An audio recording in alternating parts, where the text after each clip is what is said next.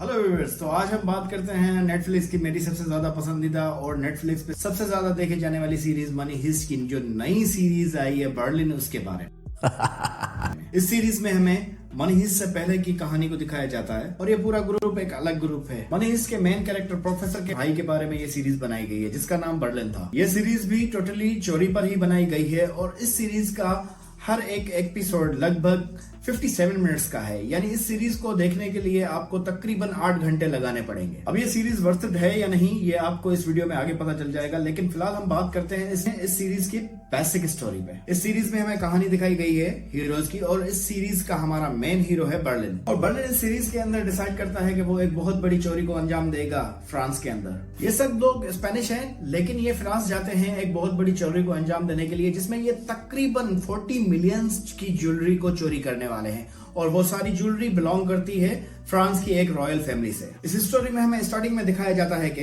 अब इस मुश्किल तरीन चोरी को ये लोग कैसे अंजाम देते हैं और उसमें कैसे कामयाबी हासिल करते हैं, यही आपको देखने को मिलेगा इस सीरीज में। अगर हम बात करते हैं सीरीज की, तो ये सीरीज दो हिस्सों पर बटी हुई है। एक हिस्सा वो जिसमें ये लोग चोरी करते हैं और दूसरा हिस्सा ये कि ये लोग कैसे इस चोरी के बाद बच के निकलते हैं वहां की पुलिस और एजेंसी से। अब सवाल ये आता है कि क्या ये सीरीज मनी हाइस्ट की तरह ही बेहतरीन फिल्म है जिसको देखने के लिए आपका एक एपिसोड ही खत्म नहीं होता था तो हम अपना दूसरा एपिसोड लगाते थे और दूसरे एपिसोड के इंतजार में रहेंगे? तो जहां पे जवाब आता है कि बिल्कुल नहीं। तो बात करते हैं इस शो के कुछ नेगेटिव्स और पॉजिटिव्स के बारे में। तो पॉजिटिव क्या क्या लगा इस शो के अंदर? तो इस शो के अंदर जो सिनेमेटोग्राफी है, लोकेशन है स्पेन और फ्रांस का सेटअप है। इसके अंदर जो जो लोकेशंस दिखाई गई हैं वो बहुत ही खूबसूरत और आई प्लेजिंग है। कलर ग्रेडिंग अपने आप में एक आर्ट माना जाता है और इस शो में उसके साथ बहुत ही अच्छे तरीके से खेला गया है जो कि आंखों को बहुत ही ज्यादा सुकून दे रहा होता है। दूसरी चीज जो इसमें मुझे बहुत ही ज्यादा खूबसूरत लगी वो एक्टिंग परफॉर्मेंस थी, खासकर मेन हीरो बर्लिन की। बर्लिन के कैरेक्टर से हम पहले से ही इंट्रोड्यूस हो चुके हैं, लेकिन इस शो में बर्लिन की जो एक्टिंग है वो हमें और भी ज्यादा कूल लगी। लेकिन बर्लिन के अलावा जो साइड में और सपोर्टिंग एक्टर्स थे उनकी एक्टिंग में इतना दम नहीं था। जैसा कि एक रूही नाम का कैरेक्टर था, उसकी एक्टिंग में बिल्कुल भी कनेक्शन नहीं बन रहा था और उसकी एक्टिंग में कोई दम नहीं था। लेकिन इसके अलावा बाकी जो भी एक्टर्स थे उन्होंने बहुत अच्छा काम किया। जैसे कि रूही की उम्र का एक और बंदा था जिसका नाम था ब्रूस ली, उसका परफॉर्मेंस काफी अच्छा था इस शो के अंदर। जैसे जैसे कहानी आगे बढ़ी तो उस कैरेक्टर ने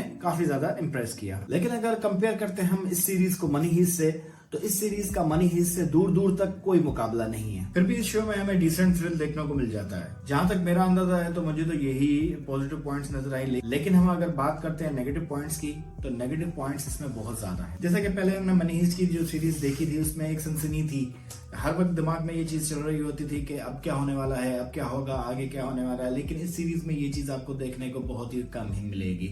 उसकी वजह ये है कि इस सीरीज को आप जैसे जैसे देखते जाएंगे आपको अंदाजा लगाते जाएंगे, आप गेस करते जाएंगे कि अब ये होने वाला है, अब ये होने वाला है, और एग्जैक्टली वैसा ही होता रहेगा क्योंकि आपको सिमिलरिटी बहुत सारी मिलेगी दूसरे शोज के बराबर। अगर आपने मनी हिस्ट देख रखी है तो आपका दिमाग बार बार कंपेयर करेगा इस शो को मनी हिस्ट के साथ। मनी हिस्ट में चीजें बहुत ही ग्रैंड लेवल पे देखने को मिलती है हमें, बट इस शो के अंदर बहुत ही लो कास्ट में चीजों को निपटाया गया है। दूसरा नेगेटिव जो मुझे फील हुआ इस सीरीज में वो ये है कि बर्लिन का इस सीरीज में चोरी से ज्यादा रोमांस पे फोकस था, क्योंकि इस शो की जो इनिशियल ऑडियंस होने वाली है वो ऑब्वियसली मनी हिस्ट वाले लोग ही होंगे जिन्होंने फर्स्ट में मनी हिस्ट देखी है, और वो लोग ऑब्वियसली इस शो को रोमांस के लिए तो देखेंगे नहीं, वो इस शो को इसलिए देखेंगे कि ताकि उनको एक अच्छी चोरी देखनी है। जहां तक चोरी का सवाल है तो इस सीरीज में 4 एपिसोड में ही ये कहानी मुक जाती है और उसके अलावा 4 एपिसोड में ये दिखाया गया है कि ये लोग कैसे पुलिस से और एजेंसी से बचते हैं, जो कि हमें कुछ हद तक मजा देता है लेकिन उतना नहीं जितनी हमें उम्मीद थी। तीसरा नेगेटिव पॉइंट जो मुझे इस सीरीज में लगा है वो है बर्लिन का अपना रोल, जो कि इतना प्रोफेशनल नहीं था जितना कि हमें मनी हिस्ट में देखने को मिला। जैसा कि हमें मनी हिस्ट में देखने को मिलता है कि बर्लिन को कुछ भी चलेगा लेकिन वो अपने मिशन को लेके बहुत ही सीरियस होता है।